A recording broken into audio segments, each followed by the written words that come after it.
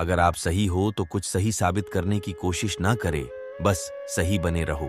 गवाही खुद वक्त देगा। हमें सिर्फ हमारा काम अच्छे से करना चाहिए और सत्य के मार्ग पर आगे बढ़ते रहना चाहिए। हमारे रास्ते में जो कोई भी हमारी बुराई करने वाले लोग आए, उसकी बातों से हमें कोई फर्क नहीं पड़ना चाहिए। पुराने समय में एक संत अपने शिष्य के साथ एक गांव में रुके। कुछ ही दिनों में तो उस संत की ख्याति आसपास के क्षेत्र में फैल गई। अब उस संत के प्रवचन सुनने और दर्शन करने के लिए दूर दूर से लोग आने लगे। ये सब देखकर उसी गांव का एक अन्य पंडित बहुत ज्यादा परेशान हो गया।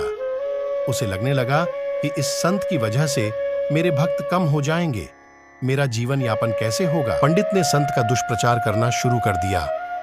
वह लोगों के सामने उस संत की बुराई करता था।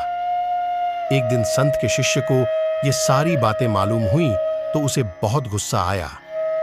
वह तुरंत अपने गुरु के पास पहुंचा और पूरी बात बताई। संत ने अपने शिष्य की बातें सुनी और कहा कि उसे छोड़ दो।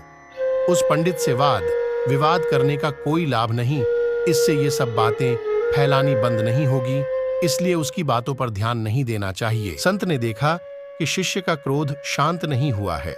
तब उन्होंने कहा कि जब जंगल का हाथी गांव में आता है तो उसे देखकर सभी कुत्ते भौंकने लगते हैं, लेकिन हाथी पर इसका कोई असर नहीं होता है। हाथी अपनी मस्त चाल चलता रहता है।